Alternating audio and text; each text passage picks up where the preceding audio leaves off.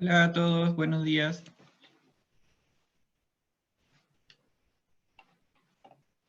Hola, profe, buenos días.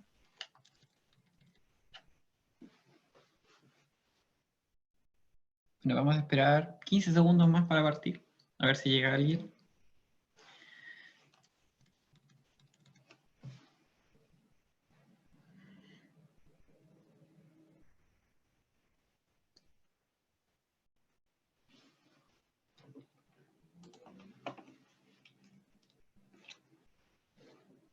Bueno, partimos. En la clase de hoy de base de datos para la gestión, vamos a ver el último tema del certamen 1. Esta semana deberíamos quedar listos con los contenidos. Y la próxima la dejé reservada para que hagamos ejercicios. Por si ustedes tienen alguna duda, por si han hecho las guías de ejercicios que les subí, ahora debería subir 2 guías más, para que también puedan traer sus dudas a la clase de la próxima semana, alguna de las 2 clases. Obviamente yo igual voy a preparar algunos ejercicios para la próxima semana, pero si ustedes tienen duda con cualquier ejercicio que se haya publicado o algún material de estudio que estén usando, pueden traerlo también y lo podemos revisar.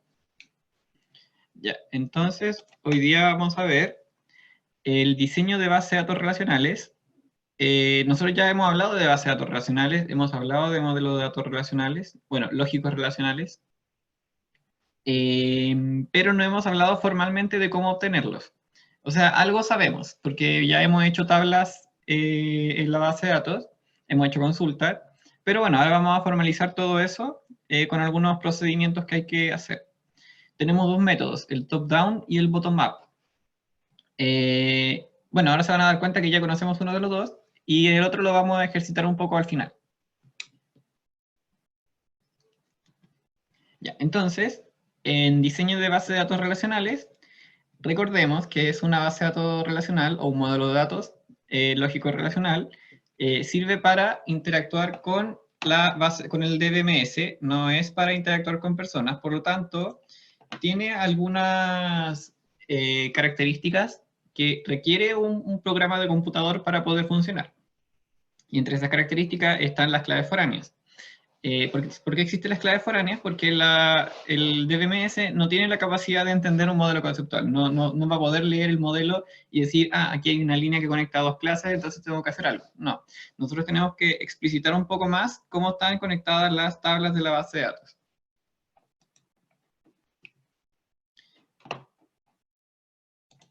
Entonces, para diseñar bases de datos relacionales, nuestro desafío está en nosotros ver el mundo y en ver cómo esa visión que tenemos del mundo y de la realidad la convertimos en tablas de bases de datos para poder representar algún problema. Ese es nuestro desafío.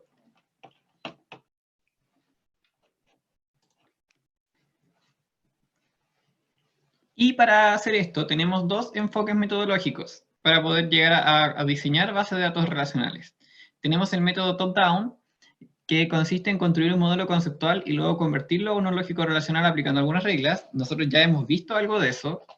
De hecho, hay varias reglas y algunas de esas reglas no las vamos a ver en este curso, solamente las más básicas, porque no es necesario en realidad tampoco saber tantas reglas. Es más que nada saber cómo funciona el proceso. Y el otro método, que sí lo vamos a ver completo ahora, es el método bottom-up, que es obtener un modelo de datos lógico relacional a partir de vistas finales del sistema, aplicando el proceso de normalización. Ya, acá en esa parte hay muchos conceptos nuevos, entonces los vamos a explicar todos, y si tienen alguna pregunta pueden hacerla, cuando vayamos viendo. Ya, entonces primero vamos a hacer un pequeño repaso por el método top-down, porque como les dije, ya lo conocemos, porque lo hemos aplicado sin saber que se llama método top-down. Pero bueno, se llama método top-down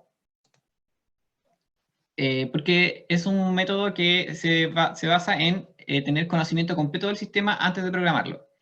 Yo conozco todo lo abstracto, el top, y lo tengo que aterrizar a una idea más concreta, por eso se llama top-down. Entonces tenemos que construir un modelo conceptual, nosotros ya sabemos construir un modelo de datos conceptual, y luego convertirlo en un lógico relacional aplicando algunas reglas. Un RDBMS no entiende asociaciones conceptuales, uno a uno, uno a muchos, ahí te debería decir muchos, muchos. Lo voy a arreglar al tiro. Y como mi RDBMS no entiende ese tipo de relaciones, yo tengo que explicitar esa asociación con claves foráneas. Tampoco entiende herencia.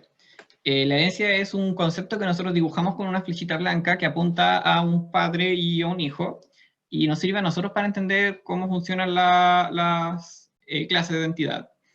Pero un RDBMS obviamente no puede leer eso, no lo entiende, y nosotros tenemos que hacer algo para poder usar herencia en base de datos. Pasa lo mismo con la agregación y composición. Bueno, nosotros en este curso solamente vamos a revisar lo que pasa con las asociaciones, porque es más útil poder entender cómo transformar eso que una herencia o una agregación.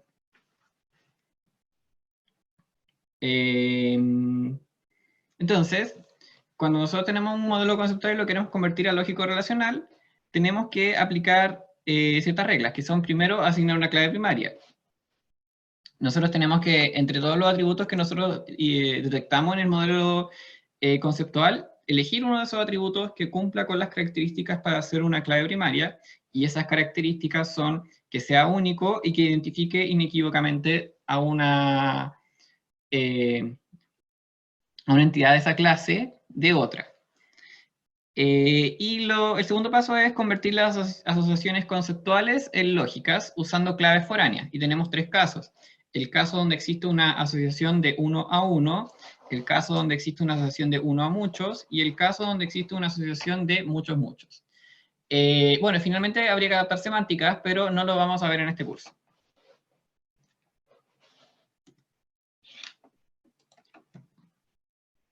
Ya. En el primer paso es asignar clave primaria. Entonces yo acá les puse un ejemplo, nuestro ejemplo típico del curso, que estamos usando las diapositivas. Les puse el ejemplo de la persona y la mascota. Acá tengo una persona que alimenta a una mascota y la mascota es alimentada por una persona. Entonces este es el caso 1 a 1. Acá tengo una persona que alimenta a una o muchas mascotas y esa mascota es alimentada por solamente una persona. Este es el caso 1 a muchos. Y acá tengo una persona que alimenta a muchas mascotas y esa mascota es alimentada por muchas personas. Este es el caso muchos, muchos. Entonces, para elegir una clave primaria, primero tenemos que identificar dentro de esos atributos si alguno de esos me sirve para poder elegirla como clave primaria. En el caso de persona, decidimos que root es una buena clave primaria porque sabemos que es único y sabemos que no se va a repetir entre personas. En mascota, solo si estamos seguros de que el número de registro no se repite entre mascotas, la elegimos. Si no, podemos crear un atributo genérico llamado ID, que como vimos los RDBMS, cuando nosotros no sabemos qué clave primaria asignar, nos da la posibilidad de elegir un ID genérico con la propiedad autoincremental, y eso va a originar números incrementales que no se repiten entre sí. Bueno, para poder usar todos los casos acá en este ejemplo, vamos a decidir que root va a ser la clave primaria de persona y ID va a ser una clave genérica de mascota. Entonces, acá vamos a escribir que es pk primary key en root y vamos a agregar un atributo que se llame ID en mascota y que también sea primary key. Ese es el primer paso. El segundo paso, vimos que teníamos que transformar las asociaciones. Entonces, vamos a revisar caso por caso. Cuando tenemos una asociación 1 a 1, nosotros tenemos que crear una clave foránea en alguna de las dos tablas, pero no en ambas. Esa clave solamente nos va a servir para decir que esta entidad está relacionada con otra entidad de otra tabla. Entonces, en alguna de las dos tablas, no en ambas, vamos a copiar la clave primaria de un lado hacia el otro lado y le vamos a poner clave foránea. Tenemos dos opciones y solamente tenemos que elegir una de las dos, no tenemos que aplicar ambas, ¿ya? La primera opción es decir que la persona tiene una mascota. Entonces yo voy a decir que voy a agregar en la tabla persona un atributo que me sirve para decir cuál es la mascota de esa persona. Entonces voy a crear el atributo id mascota, que es clave foránea, que va a estar relacionada con la clave primaria id de mascota. La otra opción es decir que la mascota le pertenece a una persona o es alimentada por una persona. Y en este caso, voy a agregar el atributo root-persona a la mascota para indicar quién la alimenta. Cualquiera de los dos casos es válido. Obviamente, en una asociación 1 a 1, hay uno de los dos casos que queda más claro. Por ejemplo, yo acá elegiría el segundo, porque como mi relación es de alimenta, ahí me gustaría saber quién alimenta a esa mascota. Y como es solamente una persona, agregando solamente un atributo a mascota, yo puedo saberlo. Aunque el otro caso también es válido.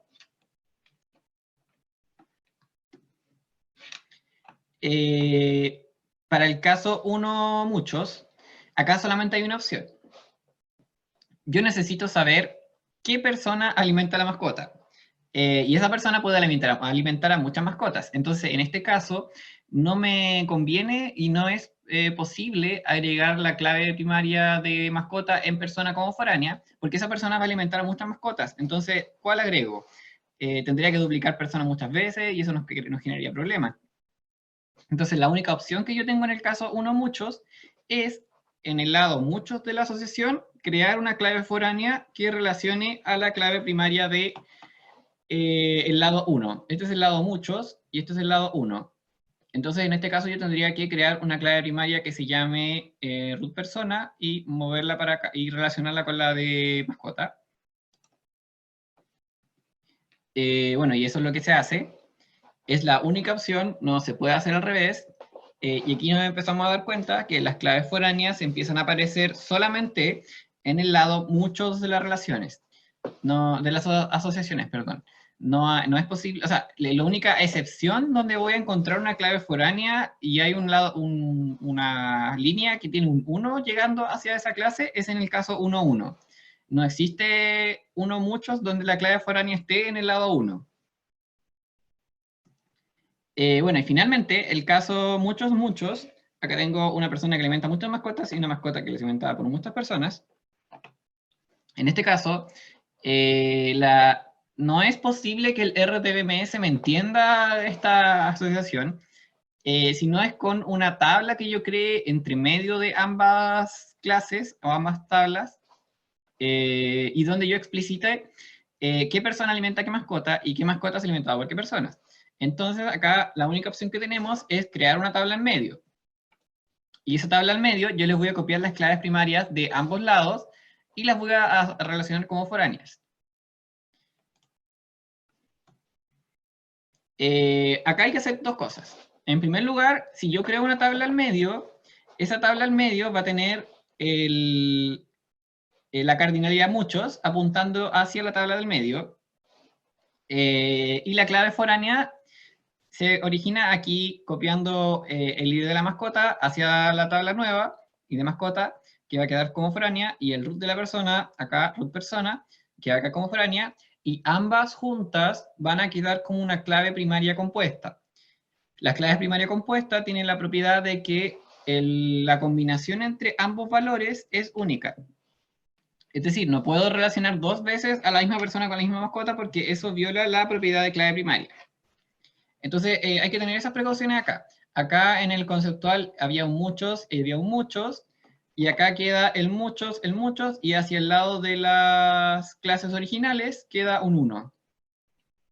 Y se sigue cumpliendo esto que yo les decía de que las claves foráneas solamente aparecen donde hay muchos, excepto en las asociaciones 1 a 1.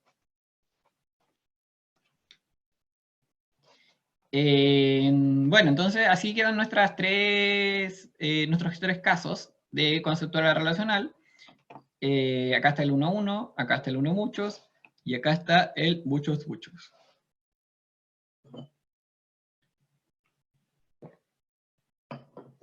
Pero bueno, nosotros ya habíamos hablado un poco de esto, y ya lo habíamos mencionado como más informalmente. Entonces, en resumen, se debe siempre debe haber una clave primaria por clase. No puede ser que exista una clase o una tabla de la base de datos y no tenga clave primaria. O sea, pueden existir, pero eso nos va a causar muchos problemas de performance y de consulta. No vamos a saber cómo hacer las consultas para, por ejemplo, eliminar. Vamos a tener que empezar a hacer muchos filtros o hacer muchas condiciones. Una clave foránea solo puede estar asociada a una clave primaria de otra clase, no a cualquier atributo. Las claves foráneas tienen la propiedad de estar asociadas a claves primarias de otra tabla. No es posible, por ejemplo, que acá si yo le pongo una clave primaria de persona, sea el nombre, porque el nombre no es clave primaria, no lo puedo asociar así. Las claves foráneas siempre deben quedar del lado muchos de la asociación, a menos de que haya una asociación 1 a 1, porque no existe un lado muchos. Pero eso es como una regla. Y de hecho, para poder revisar el proceso top-down, cómo queda la transformación, o para poder revisar un modelo lógico relacional, lo que yo por lo general hago es buscar los muchos. Yo busco todos los muchos y cuento cuántas claves foráneas hay adentro, y si hay una cantidad igual de muchos entrando a la cantidad de claves foráneas que yo cuento adentro de la tabla, entonces está bueno. Bueno, al menos hay que tener ojo con el caso 1 a 1, que puede generar una diferencia, pero por lo general la regla es esa. No existen asociaciones muchos en los modelos lógicos relacionales. Si por ejemplo en el certamen se les pide un modelo lógico relacional y ustedes escriben una asociación muchos, eso estaría malo, porque la base de datos, el RDBMS, no entiende muchos. Entonces tengo que necesariamente aplicar esta transformación de acá. Bueno, y con eso ya revisamos rápidamente. Traté de hacerlo muy rápido porque ahora viene el tema nuevo y prefiero darle más tiempo al tema nuevo que no hemos visto. Pero igual si existe alguna pregunta, yo no tengo ningún problema en devolvernos un poco y explicarlo. ¿Hay alguna pregunta?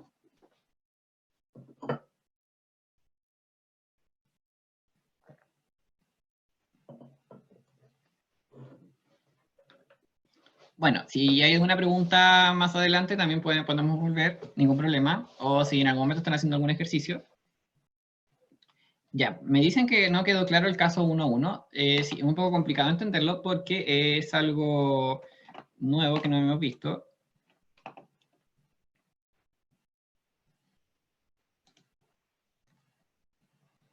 Ya, en el caso 1 a 1, yo tengo que pensar que acá una persona va a alimentar a una sola mascota, o que una mascota es alimentada por una persona. Pero bueno, veamos el primer caso.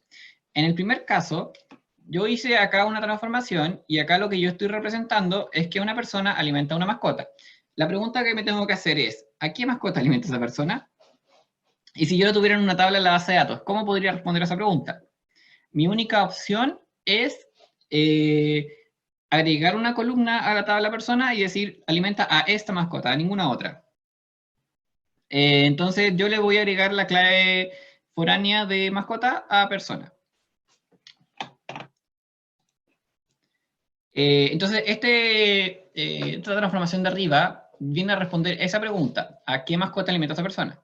La otra pregunta que yo me podría hacer en este caso es, ¿quién alimenta a la mascota? Y en ese caso, si yo quiero responder a esa pregunta más que a la otra, lo que yo tengo que resolver es lo de abajo. Porque cuando yo mire la tabla mascota, voy a tener el root escrito de la persona ahí. Entonces me conviene más agregar el root de la persona. Pero acá, como les digo, la solución va a depender de cuál es la pregunta que yo quiera responder o cuál es la consulta que me quieran hacer. Porque obviamente este modelo surgió porque había un problema que yo estoy modelando y uno de los dos casos me va a ser mucho más conveniente que el otro. Lo único que tienen que saber acá es que estas son las dos opciones. Si yo me enfrento a un 1-1, o sea, el procedimiento que ustedes tienen que seguir es copiar la clave primaria root a mascota y dejarla como foránea, o copiar la clave ID de mascota a persona y dejarla como foránea. No hay otra alternativa de transformación.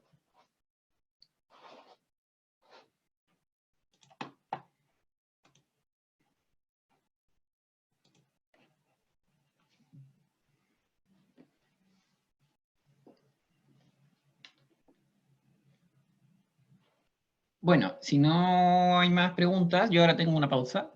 que la vamos a dejar en 3 minutos nomás, no en 5, para poder volver luego.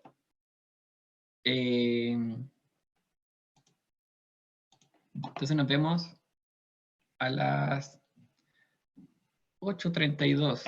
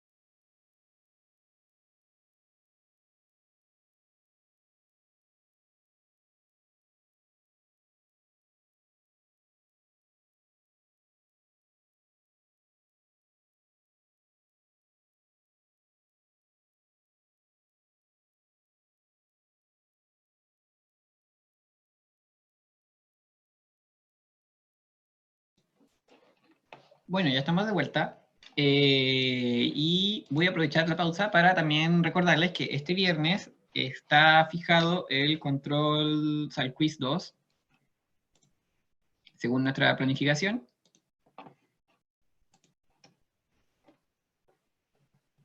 Y tengo la planificación.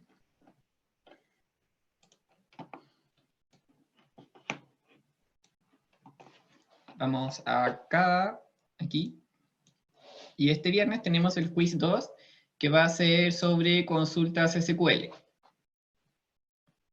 El ayudante probablemente les va a escribir un mensaje pronto para recordárselos también. Pero bueno, yo igual aprovecho de pasarle el dato, de que lo recuerden. Bueno, y como les dije también al principio de la clase, esta semana deberíamos quedar listos con los contenidos. La próxima semana yo tengo clases de ejercicio nomás. Entonces, bueno, y después viene la semana de vacaciones. Entonces no nos vamos a ver en esa semana. Yo igual tengo acá, después de la vuelta de vacaciones, una clase de repaso y ejercicio antes del certamen 1. Pero igual si ustedes ya empezaron a estudiar o tienen alguna duda, pueden en la próxima semana traer la duda del ejercicio que están haciendo y no sepan cómo abordarlo, y lo podemos revisar entre todos.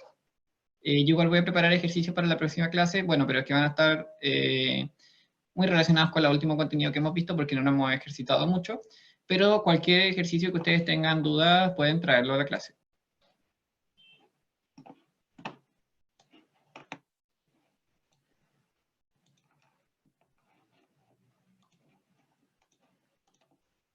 Ya, y ahora vamos con el segundo método de diseño de base de datos relacionales, cómo la podemos obtener. Y este método se llama bottom-up. El método bottom-up tiene la característica de que yo acá voy a obtener un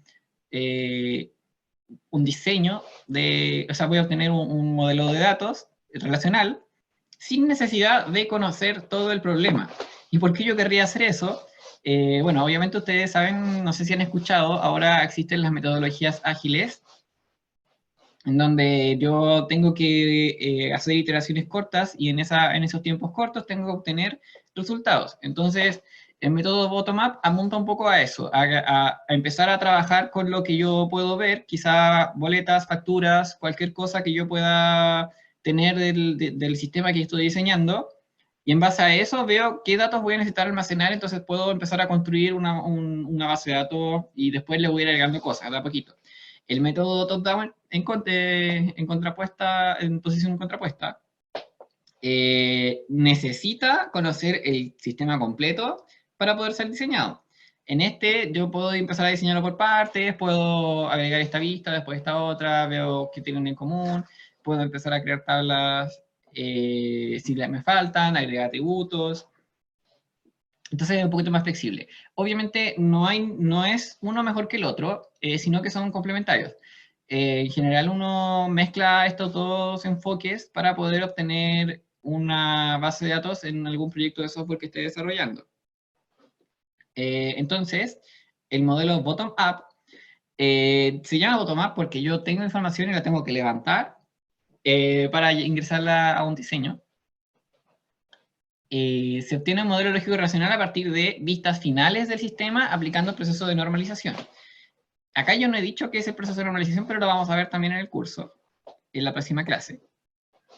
Hoy día vamos a ver la primera parte del modelo de método bottom-up, de qué es lo que yo tengo que hacer si me pasan una vista y me dicen, hay que hacer un modelo.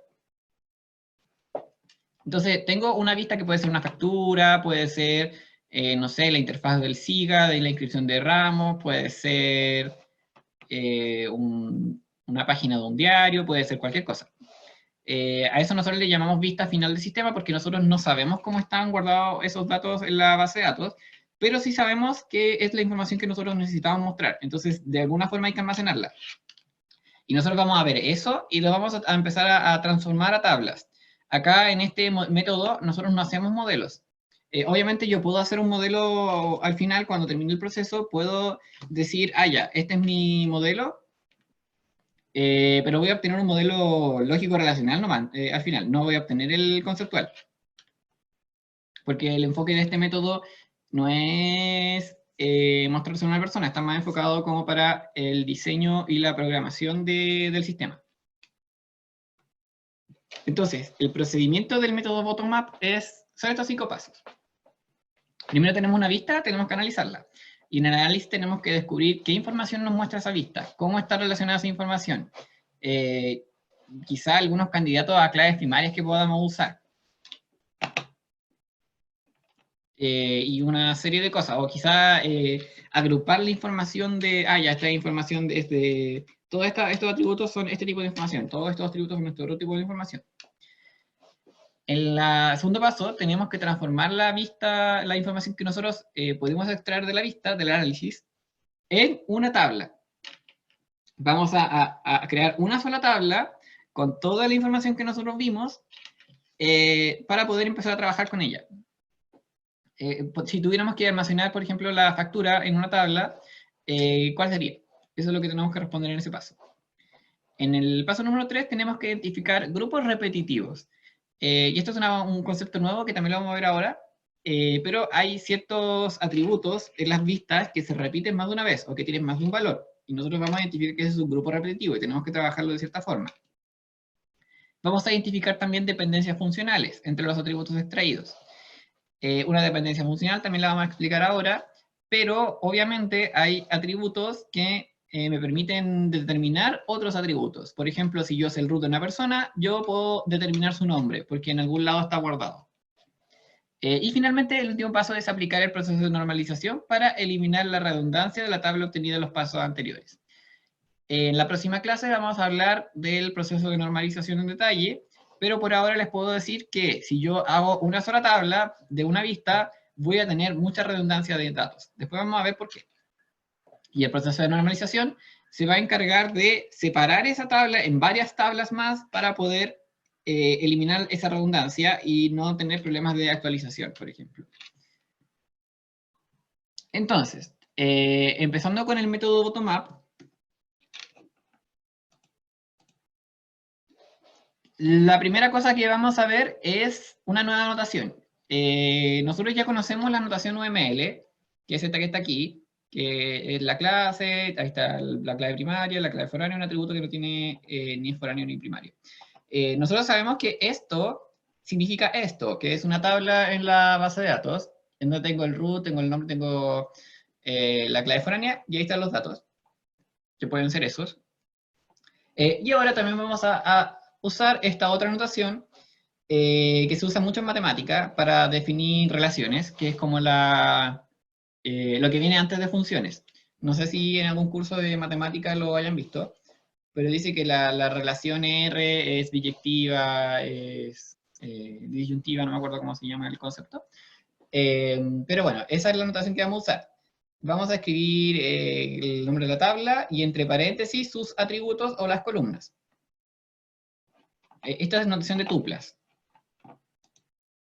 Entonces, en notación de tuplas, primero se escribe el nombre de la tabla. Entre paréntesis para los atributos, si yo subrayo con línea continua un atributo, estoy indicando que esa es la clave primaria. Y si yo subrayo con línea segmentada un atributo, estoy diciendo que es una clave foránea. Bueno, y un atributo más separado por coma. Esta es la notación que vamos a usar para el método bottom-up. ¿Por qué usamos esta notación? Porque acá vamos a tener que escribir hartos pasos. Entonces, no queremos estar dibujando modelos cada vez que hacemos pasos, y con esta notación es más rápido.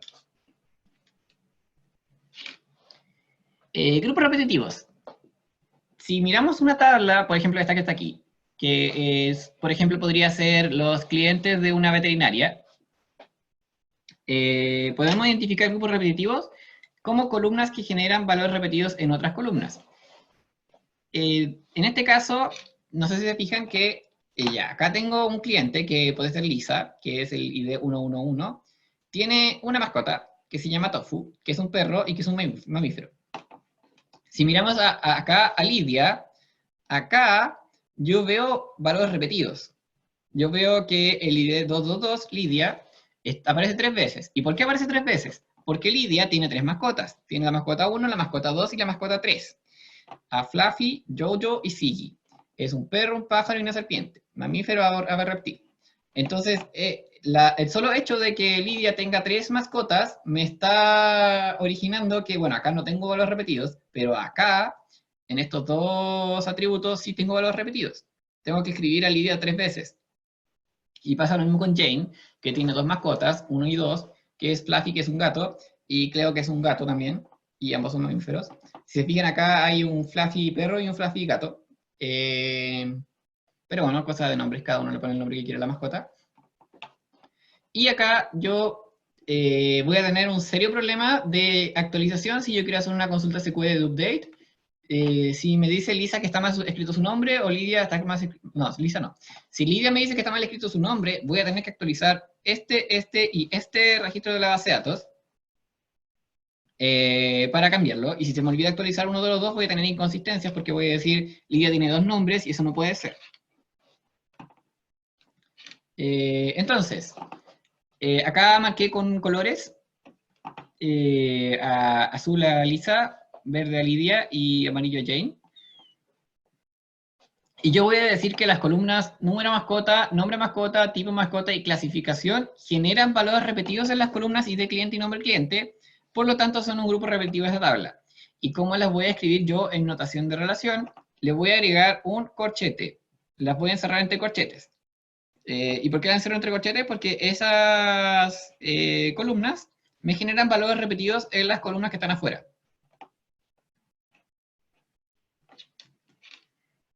Entonces, como les dije recién en notación de tuplas, anotamos los grupos repetitivos entre corchetes. El grupo repetitivo es el que causa la repetición de valores afuera, no son los valores repetidos los que tienen valores repetidos, ¿ya?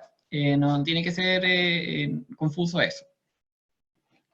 Entonces yo voy a decir que un ID cliente y un nombre cliente tienen muchos mascotas, nombre mascota, tipo mascota, clasificación, y por eso lo anoto entre corchetes.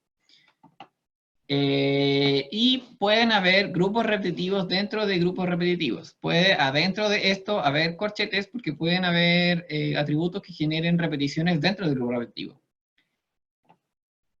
Pero ese es otro caso que no vamos a ver todavía. Dependencias funcionales, también las mencionamos antes cuando les dije cuál era el proceso bottom-up. Una dependencia funcional es la propiedad que tiene una columna de una tabla para determinar el valor de otra de acuerdo a la realidad. Obviamente esto no es de acuerdo a lo que cada uno crea, sino de acuerdo a lo que uno pueda observar o pueda investigar. En este caso, la columna ID cliente determina el nombre del cliente.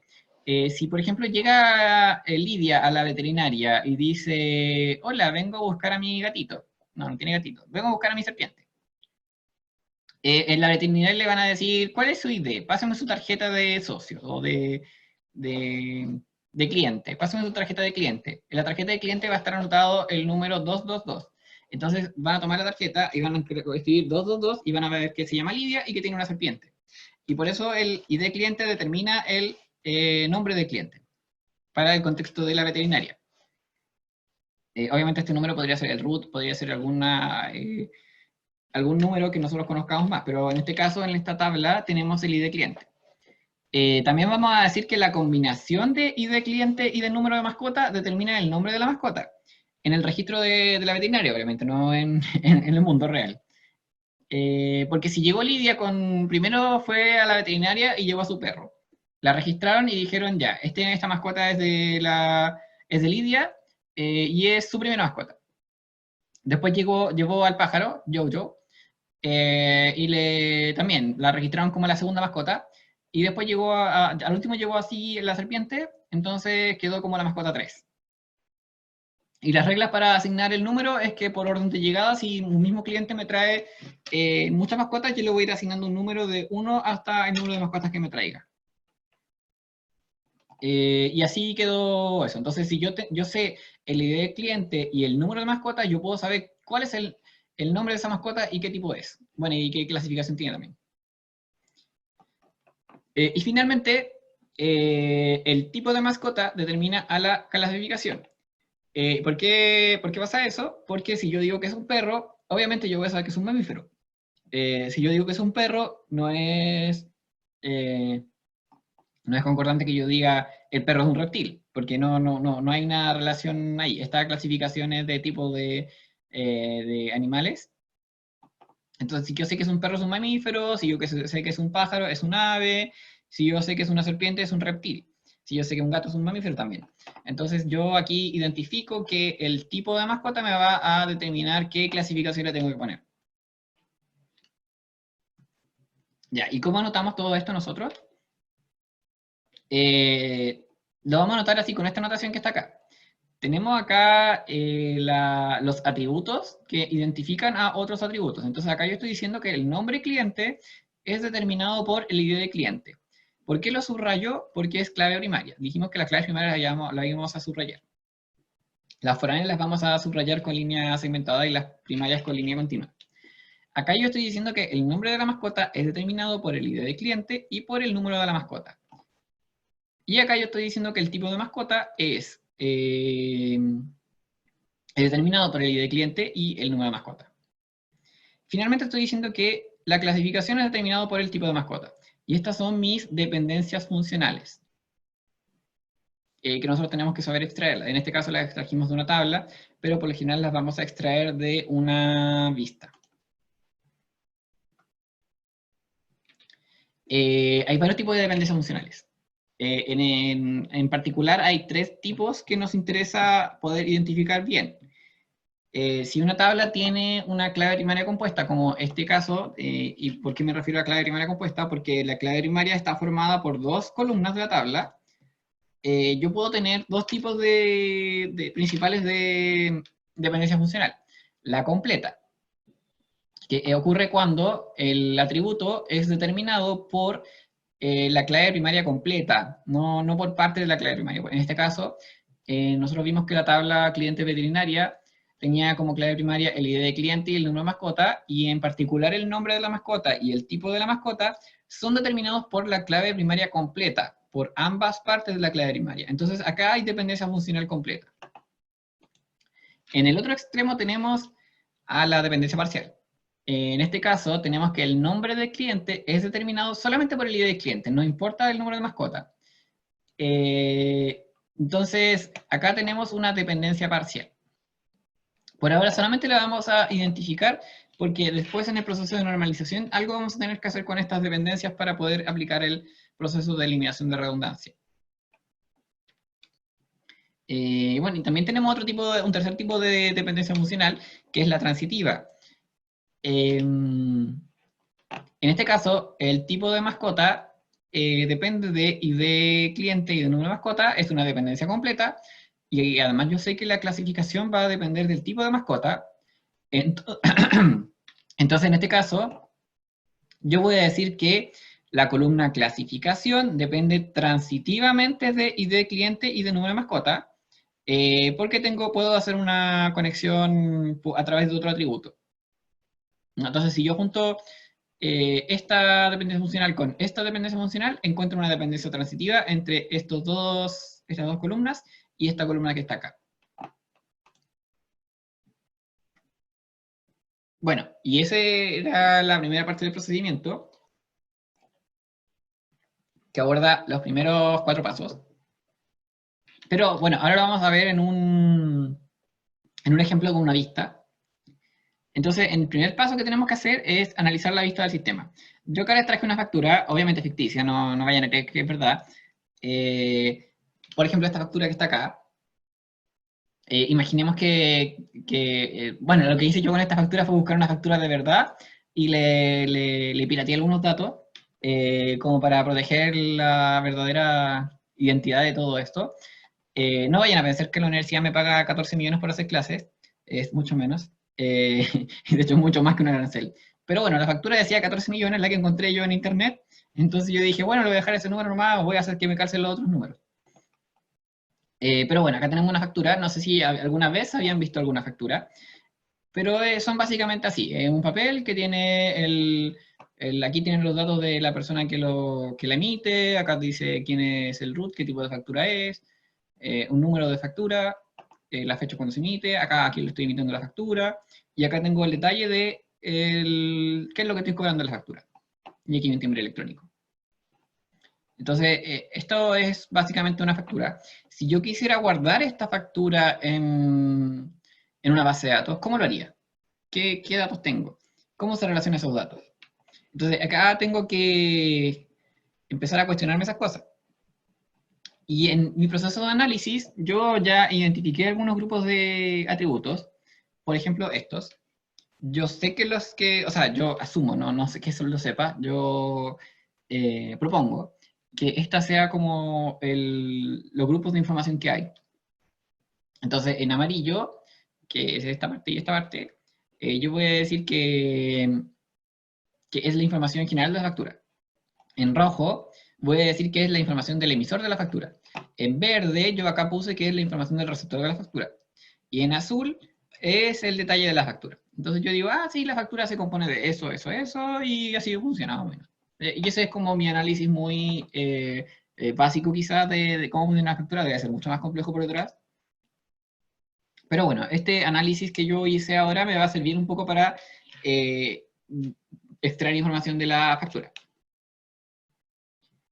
El segundo paso es transformar la información de la vista a una estructura de tabla con todos los atributos que sea posible extraer del análisis.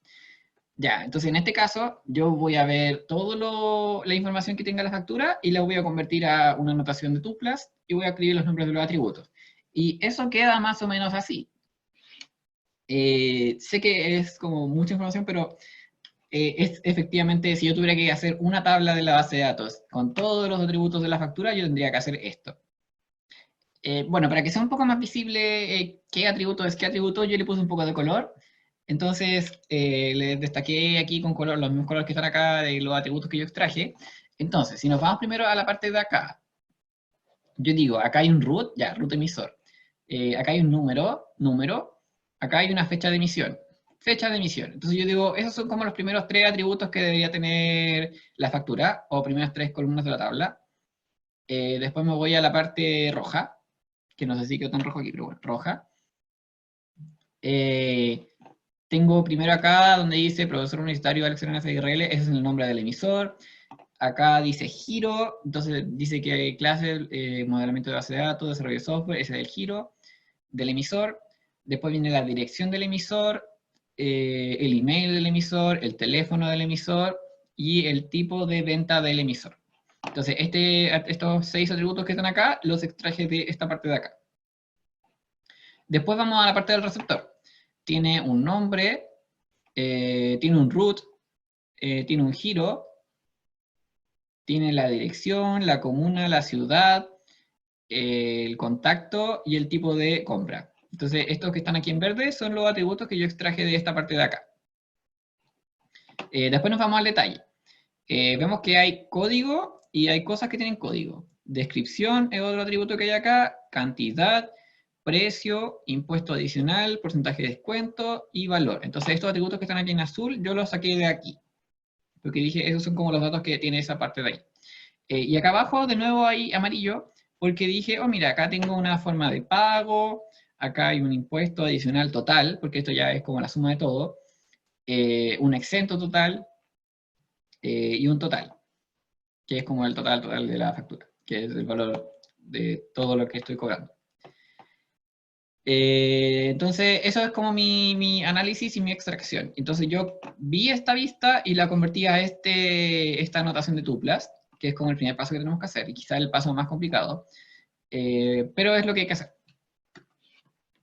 Entonces, en el siguiente paso, en el 3, tengo que identificar grupos repetitivos.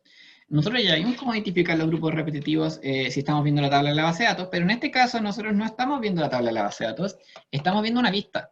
¿Y cómo yo voy a identificar grupos repetitivos acá? No sé si es más fácil o más difícil, pero que saltan súper a la vista los grupos repetitivos. En este caso, yo si veo una tabla con valores donde los atributos se repiten más de una vez, por ejemplo, acá hay 2 códigos, acá hay 2 descripciones, acá hay 2 cantidades, acá hay 2 precios, acá hay 2 valores, yo voy a decir que esta tabla azul que está marcada acá es un grupo repetitivo.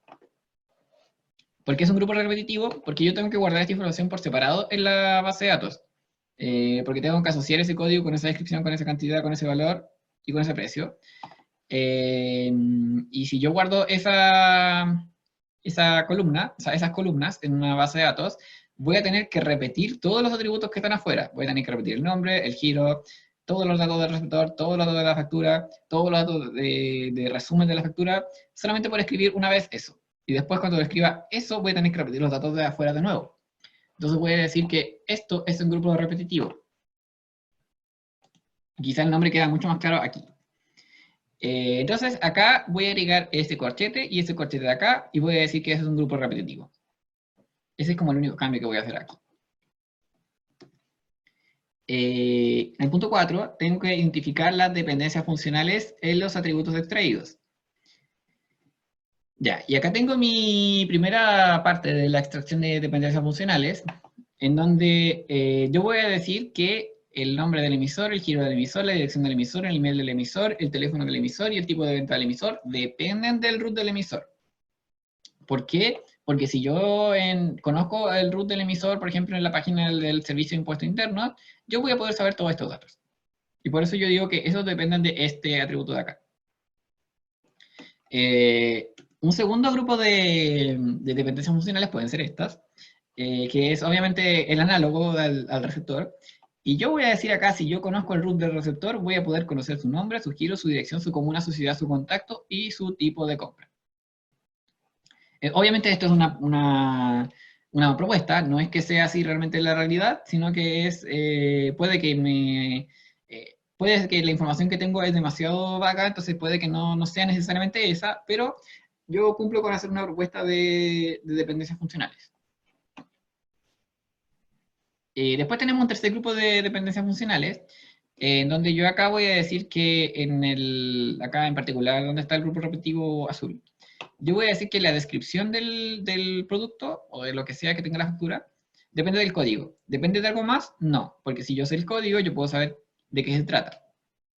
Por ejemplo, cuando yo voy a una tienda, PC Factory, Falabella, Ripley, cualquier cosa del retail, los productos internamente tienen un código. Si yo busco el código en la página web, voy a llegar al producto, voy a poder saber su descripción. Entonces, solamente la descripción depende solamente del código, de nada más. La cantidad del precio, el impuesto adicional, el descuento y el valor dependen del código, pero también dependen de cuál es el número de factura que está emitido y cuál es el root del emisor. ¿Y por qué dependen de eso? Según yo, porque puede que haya un producto que haya cambiado de precio en el tiempo, pero yo no puedo cambiar el precio a las facturas que ya están emitidas.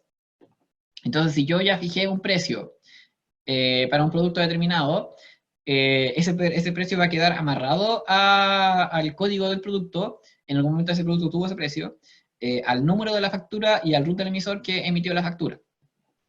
¿Por qué no solamente puede no puede pertenecer al código y al root del emisor? Porque en ese caso yo estaría diciendo que para esa persona siempre le estoy cobrando lo mismo, lo cual podría ser válido en algún caso. Pero si yo le agrego el número, acá yo estoy dando la libertad de que a diferentes números de facturas yo le pueda cobrar distintos precios por el mismo servicio. No sé, lo puedo ajustar por UF, por IPC, por lo que sea. Y esa es mi propuesta como para tercer grupo de dependencias funcionales. Y el último grupo de dependencias funcionales que yo identifiqué es este. La fecha de emisión, la forma de pago, el impuesto adicional total, el exento total y el total dependen solamente del root del emisor y del número de la factura. No dependen de otra cosa. Y ahora, en base a todas estas dependencias funcionales que yo encontré, yo puedo decir, puedo proponer claves primarias. Y en este caso yo voy a proponer que las columnas root, emisor, número y código sean la clave primaria de esta tabla factura gigante que yo hice. ¿Por qué esas tres? Porque bueno, acá yo veo que root emisor me va a determinar a varias cosas. Acá yo veo que root receptor también me determina otras cosas. Yo acá que veo que código, root emisor, número, código, esas tres me determinan unas cosas. Y esas dos también me determinan unas cosas. Yo digo que las que más se repiten son root emisor y número y código. Entonces, si yo sé esas tres cosas, o sea, esas tres claves, yo sé que la combinación de esas tres no se va a repetir nunca, por ejemplo, en dos productos de factura. Entonces voy a decir que esas tres son clave primaria de esta tabla. Y bueno, ahí el subrayo, para que quede más claro, subrayé los grupos repetitivos. Ahí, el grupo repetitivo lo subrayé ahí también. Y las dependencias funcionales. Y ahora falta solamente la parte de normalizar. ¿Por qué? Bueno, si guardamos la información en la tabla como la tenemos aquí escrita, por cada ítem que aparezca en el detalle vamos a tener duplicada la información del emisor, del receptor y de la factura, porque esta parte que está aquí entre corchetes me va a causar redundancia y duplicación de información en todo lo que está afuera. Lo que está afuera aquí y lo que está afuera aquí. O sea, lo que está fuera de los corchetes. Y eso va a causar muchos problemas de actualización o de cualquier consulta que yo quiera hacer en la información. Y el proceso de normalización se va a asegurar de reducir la redundancia. Pero eso lo vamos a ver en la próxima clase. Y con eso termina el método bottom-up. ¿Alguna pregunta? Porque ahora tengo un ejercicio para hacerlo ahora. Yo tengo una profesión. ¿Sí? En la dependencia funcional, usted puso que podía ser como de clave primaria a un atributo que no tuviera nada, como que lo identificara, ¿Sí? y de otro que no tuviera nada, otro de nada. ¿Puede ser de clave primaria a clave primaria o no? Es que al principio cuando nosotros identificamos las dependencias funcionales, nosotros no sabemos cuál es clave primaria y cuál no es clave primaria. ¿Puede darse el caso de que una clave primaria determine a otra clave primaria? Sí, pero ya yo ahí estaría dudando de que el determinado sea clave primaria, porque ahí yo estoy diciendo no es única. Porque para una misma clave primaria,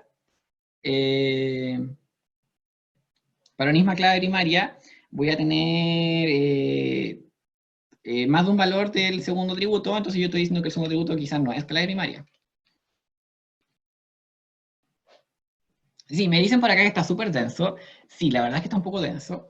Pero esta es la última parte del curso.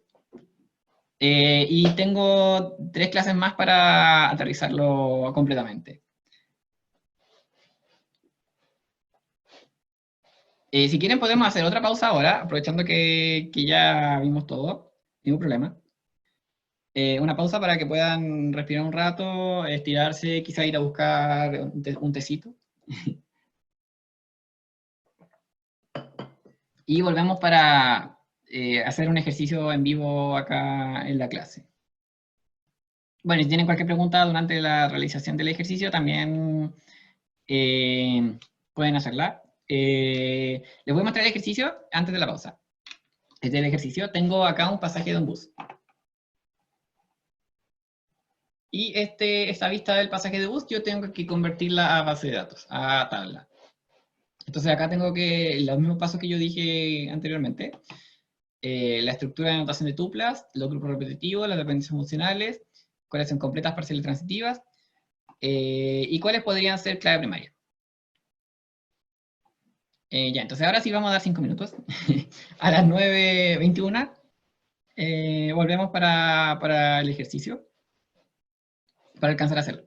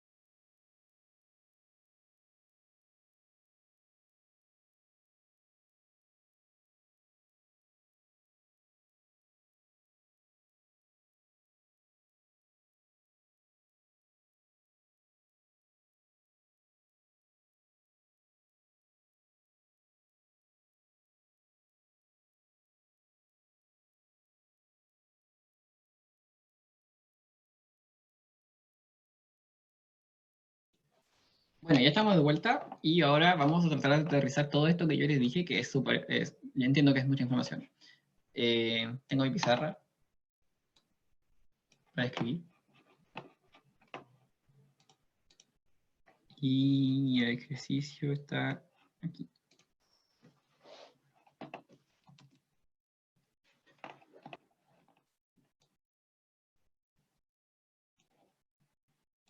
Bueno, entonces, ¿qué es lo que yo debería hacer cuando veo este ejercicio y veo una vista y tengo que hacer un modelo, o sea, transformarlo a una tabla para poder llevarlo a una base de datos?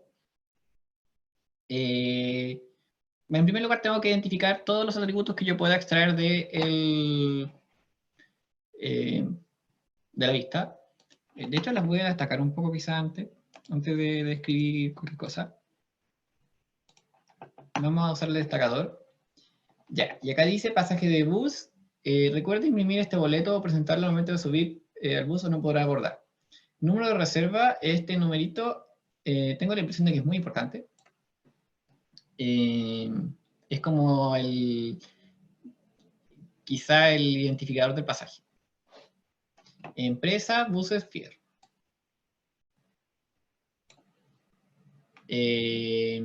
Origen.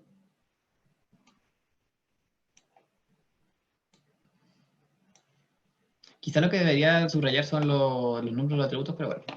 Tengo un origen, tengo un destino. Hay una fecha de salida, fecha de... Sí, mejor voy a subrayar eso con otro color. Ya, entonces el número de reserva es importante, la empresa es importante, el origen es importante, el destino también es importante. Tenemos esas 4 cosas que identificamos.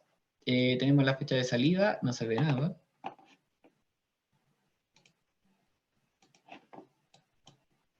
Voy a borrar los amarillos. O quizá lo voy a hacer todo amarillo, que se ve más.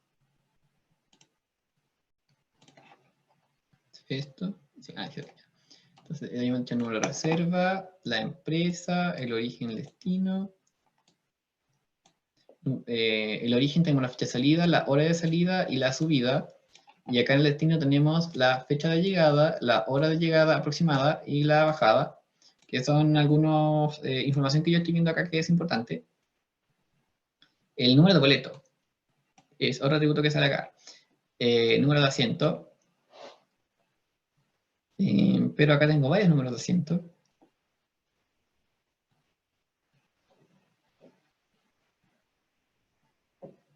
No. Ya. Ya, es que en este pasaje compré varios asientos.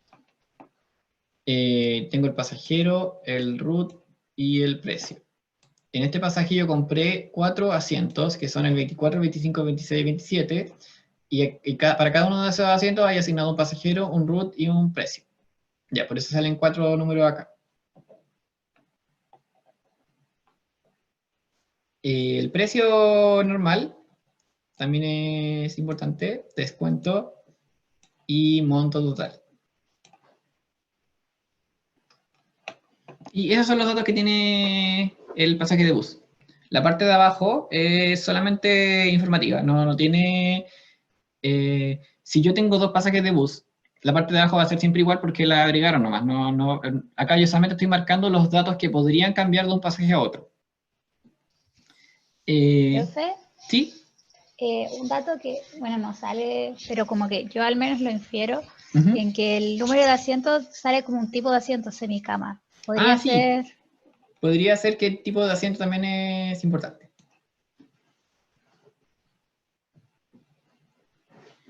Ya, tengo esa subrayada. Oh, mira, y acá dice detalle de la transacción, pero bueno, quizás vamos a colocar aquí como el tipo de pago. No vamos a poner nada más.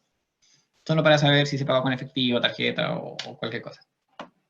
Ya, ahora sí. Entonces, todas esas cosas que yo destaqué acá, las tenemos que escribir como notación de relación. Ya, entonces acá tengo mi pizarra.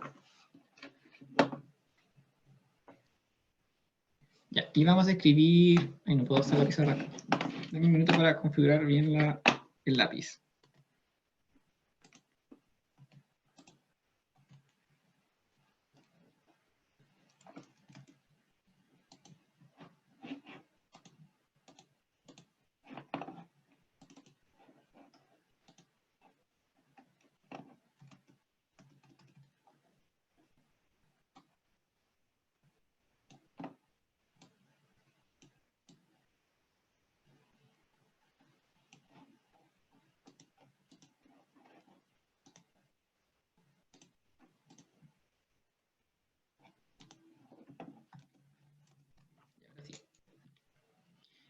tengo mi pizarra aquí y ahora voy a escribir la relación. Entonces voy a decir que es una boleta. Boleta. No, pasaje lo voy a poner mejor. Queda más claro.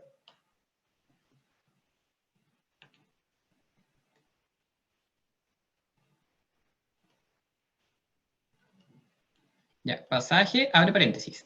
Y acá voy a escribir todos los atributos que yo identifiqué. Entonces, primero dice número de reserva. Debo colocar n-reserva, coma. Empresa.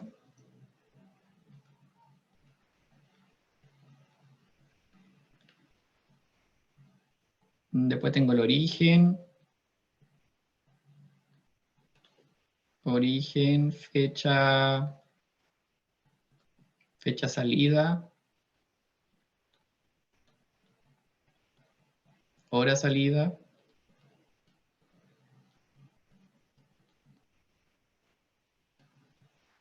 Coma. Subida.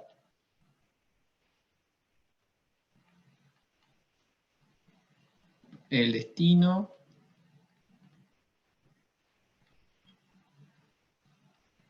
Fecha llegada.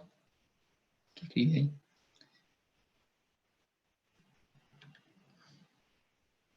Fecha llegada. Hora llegada.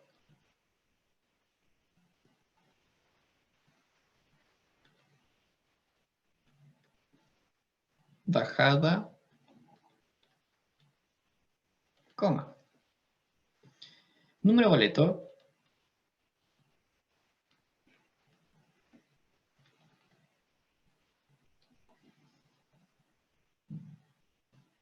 Número asiento.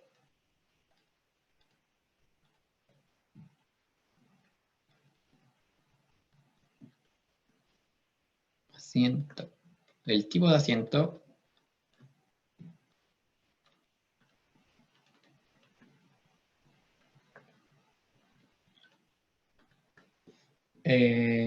Pasajero.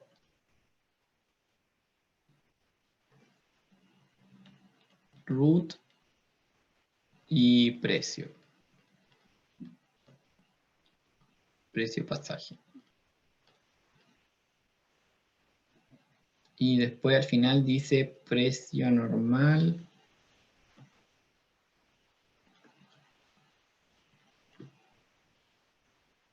Descuento. Y monto total.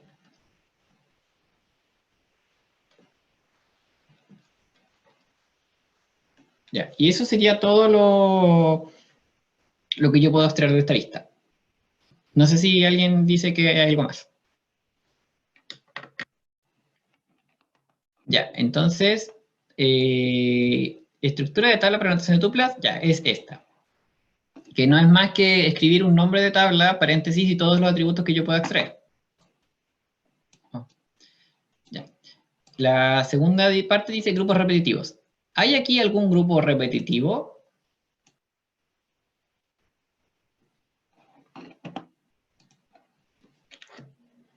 ¿Hay algún atributo que tenga más de un valor?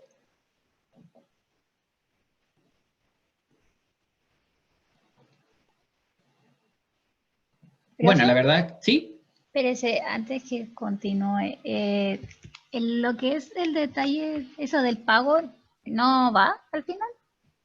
¿Cuál pago? Ah, eso también. Ay, sí, no lo escribí. Se me Profe, olvidó. y ¿Sí? con respecto a esa misma, no sé, yo me imagino, ¿no hay alguna manera de como de poner una tablita dentro de otra? Cosa que, por ejemplo, todo ese que es detalle de la transacción, dejarlo como una tablita aparte, pero que esté relacionada con esta. ¿O eso es muy Bueno, raro? eso es un grupo repetitivo. Ah, ya, ya, ya, ahí. Sí. Tipo, tipo pago. Ya. Entonces, como dijo Gabriela, aquí hay algo en esta parte de aquí donde está esto, hay atributos que se repiten muchas veces. Por ejemplo, tengo más de un pasajero, tengo más de un root, tengo más de un precio, tengo más de un número de asiento. Y yo eso lo voy a identificar como que es un grupo repetitivo, lo voy a escribir con rojo. ¿Y dónde estaba? Aquí. Número de asiento, le voy a poner un corchete hasta aquí. Ya. Entonces, desde aquí hasta acá, o sea, número de asiento, tipo de asiento, pasajero, root, precio de pasaje, es como otra tabla, porque es un grupo repetitivo dentro de esta única anotación. No sé si fue difícil encontrar esto, que obviamente se ve que está repetido muchas veces, pero siempre, siempre, siempre que ustedes vean que hay algo que está repetido muchas veces, eso es un grupo repetitivo que podemos entenderlo en este caso como que hay una tabla dentro de otra tabla. Ya, y no hay otro grupo repetitivo porque no hay otros valores que se repitan muchas veces. Y después dice, encuentra las dependencias funcionales, que quizá es el paso más complicado de esto, porque esto ya quizá puede ser hasta mecánico, identificar algunos atributos y escribirlos. Los grupos repetitivos quizá no son tan mecánicos, pero eh, yo creo que hay como una pista de cuál pueden ser. Pero las dependencias funcionales van a depender de nosotros y de cómo las vayamos definiendo. Entonces, yo voy a tratar de inferir cuáles podrían ser dependencias funcionales. Entonces, voy a mirar todos mis atributos y voy a ver qué podría hacer. Eh, ya. El número de reserva, yo siento que no es definido por nadie. Es como un número que se le asignó nomás a este pasaje. Eh, y no creo que pueda ser determinado por alguien más. El número de boleto me pasa lo mismo. Me pasa que eso, en particular esos dos atributos, yo siento que no dependen de ningún otro. Eh, yo puedo sospechar que esos dos atributos podrían ser clave primaria. No sé si juntos o separados. Y quizá podrían determinar a los demás. Por ejemplo, si yo voy no sé, esto lo compré por internet y yo quiero devolver este pasaje. Yo voy a ir a la oficina de donde los vendan, de la empresa Fierro, de Buses Fierro, y le voy a decir, hola, sabe que compré este pasaje, pero ya no voy a poder viajar. ¿Qué me van a pedir ahí para ver si yo tengo pasaje o no tengo pasaje? Me van a pedir esto. ¿Qué van a mirar? Van a mirar el número de boleto o el número de reserva, el que sea más fácil. Acá tenemos que elegir uno. Yo, en este caso particular, voy a elegir el número de boleto. Voy a pensar que si yo voy a devolver este pasaje a eh, algún negocio de pasajes de bus, me van a pedir el número de boleto y ahí lo van a digitar y van a ver la información de este pasaje. Entonces yo voy a decir que el número de boleto me va a determinar varias cosas. Eh, ¿Cómo le escribí número de boleto? Así, número boleto determina qué cosas. Eh, Quizá el número de reserva determina una empresa. Ya, pero el número de boleto me va a determinar el origen.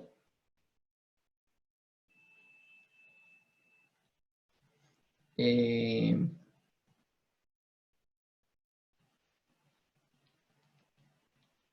Fecha, salida,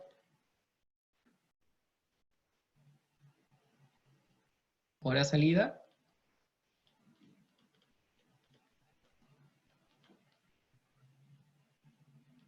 subida, y también me determina el destino.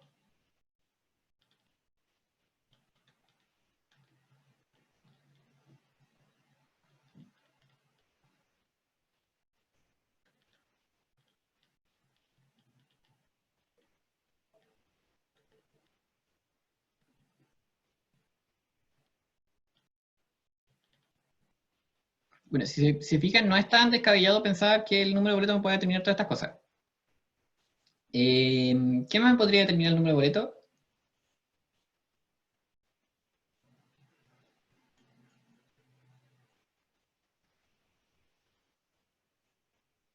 No, no creo que algo más. Bueno, sí.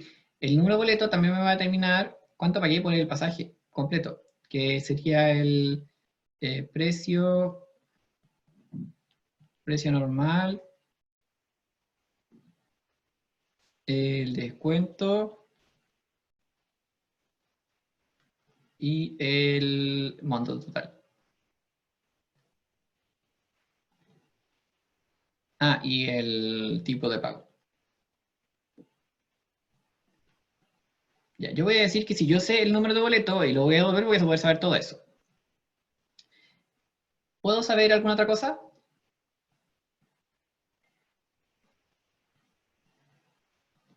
No, yo creo que no.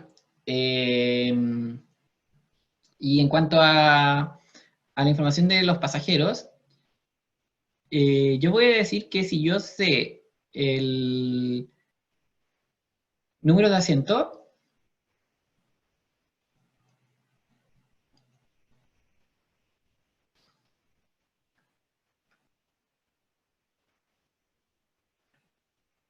ya, pero este número de asiento de quién es, tiene que ser de un bus. No puede ser número de asiento por sí solo, porque el asiento 24 depende de qué bus esté yo para saber de quién es. Entonces no puede ser por sí solo algo que me defina otra cosa. Si yo sé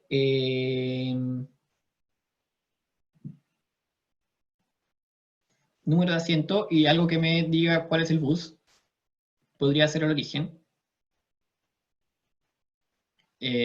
la fecha y la hora. Sí, si yo sé, voy a escribirlo más abajo porque voy a escribir esto.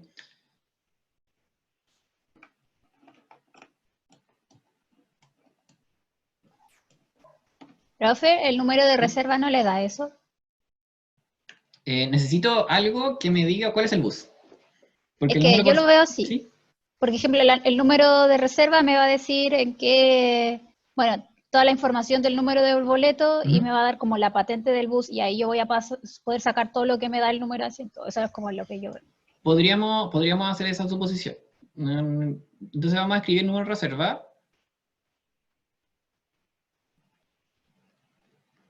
Ya, el número de reserva y el número de asiento.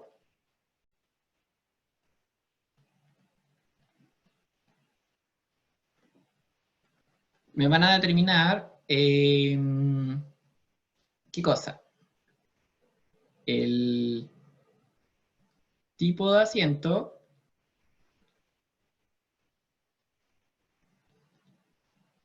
el pasajero, el route del pasajero,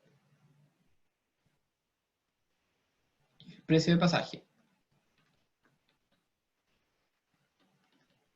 Yo además sé que si yo sé el route, yo debería poder saber el pasajero. ¿Y tenemos algún otro atributo?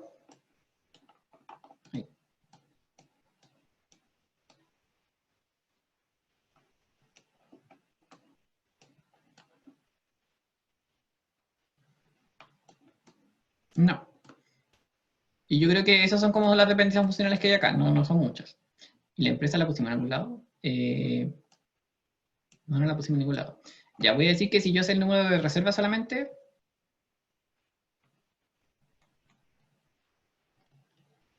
yo voy a poder saber la empresa. Ya. Tengo todas esas dependencias funcionales.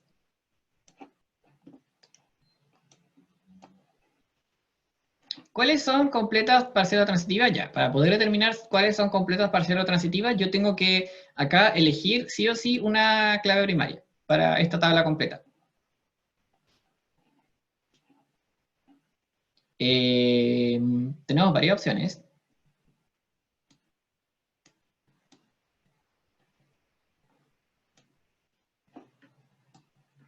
Ya, mirando las dependencias funcionales, podría ser número de boleto, podría ser número de reserva, podría ser número de asiento, podría ser root.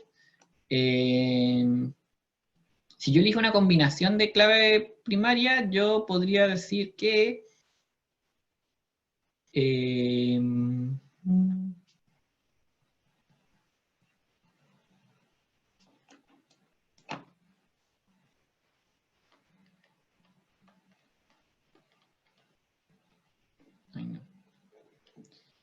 clave primaria.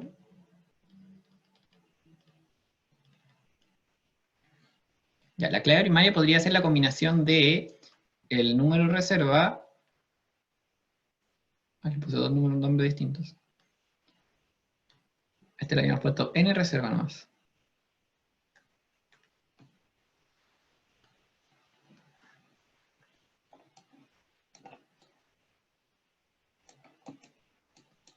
Si yo tengo una combinación de n reserva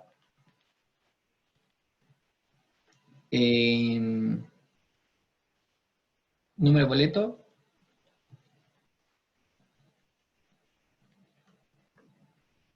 y número de asiento, yo podría describir todo el contenido de esta tabla. ¿Podría ser root también clave primaria? Sí, podría. No hay ningún problema con eso. Pero yo digo que esas tres columnas combinadas son la clave primaria de esta tabla que yo hice acá. ¿Y cómo lo determiné? Dije, bueno, número de boleto determina cosas, número de reserva determina cosas, número de asiento determina cosas, y acá tengo que root determina cosas, pero bueno, los que más se repiten son estos que están acá, los que determinan más cosas. Son número de boleto, número de reserva y número de asiento. Entonces yo digo que las tres cosas son clave primaria. Ese fue como mi criterio. Root lo voy a dejar fuera porque aquí root determina una sola cosa. Entonces voy a decir, no, no puede ser clave primaria porque determina una sola cosa. Y ese va a ser el criterio que voy a usar. Ya, entonces, si esta es mi clave primaria, tengo que subrayar acá arriba lo que son clave primaria. Los voy a subrayar con azul. Entonces dije que número de reserva va a ser clave primaria. Número de asiento va a ser clave primaria. Y número de boleto va a ser clave primaria. Ya, tengo esas tres cosas subrayadas aquí. Acá número de boleto es clave primaria. Número de reserva es clave primaria. Y estos dos también son clave primaria. Ahí. No se subrayó. Ya. Root no es clave primaria. Entonces, no, que se quede así nomás. Ahí. Ya. Y ya, me están preguntando cuáles son dependencias completas, parciales y transitivas. Ya, si miramos acá y decimos que la clave primaria es esas tres cosas, esas tres columnas, y solamente las dependencias funcionales que incluyen esas tres columnas van a ser completas, ninguna dependencia de acá es completa. Esta que está aquí solamente depende del número de boleto, y solamente eso es una parte de la clave primaria, entonces esta es una dependencia parcial. Todas estas son dependencias parciales. ¿Esta también es parcial? Sí. Y esta de acá también es parcial. Acá no, hay dependencias completas. Entonces, completas no hay.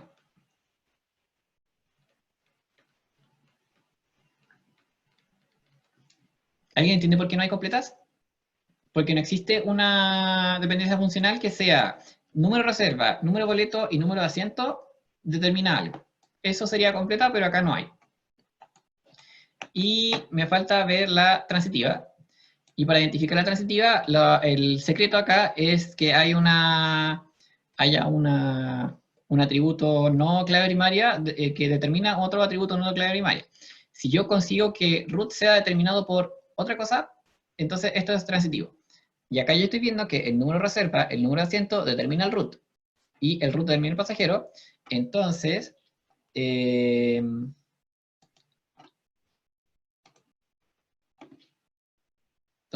esto y esto es una dependencia transitiva.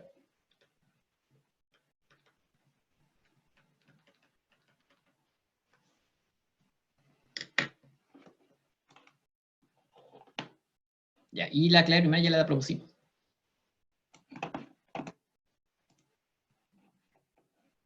No sé si alguien tiene alguna duda de lo que propuse acá. ¿Se ve tenso todavía? Un poquito. Sí, es un poquito, pero con un poco de práctica no debería ser... Oh, ¿qué hice aquí? No debería ser problema. Tipo de asiento lo arrastré de acá. Ya. Voy a tratar de subirle hartas vistas como para que vayamos ejercitando, porque esta es la parte más complicada. En la próxima clase vamos a ver normalización, que es un proceso súper... Si uno tiene todo esto como entrada, es un proceso que se hace muy mecánico a veces. No hay que hacerlo muy... no hay que tomar muchas decisiones. Entonces, si no hay más dudas, ya estamos como en la hora, sí, ya nos pasamos. Dejamos la clase hasta acá. Y bueno, cualquier cosa, pregunta que tengan de las guías de ejercicios, si es que ya las empezaron a hacer, pueden dejarla en aula y las vamos a resolviendo, ¿ya? Y nos vemos el miércoles. Vale, chao, profe, que esté bien. Chao. Buena semana para todos. Chao, profe, gracias. Chao. Chao, profe.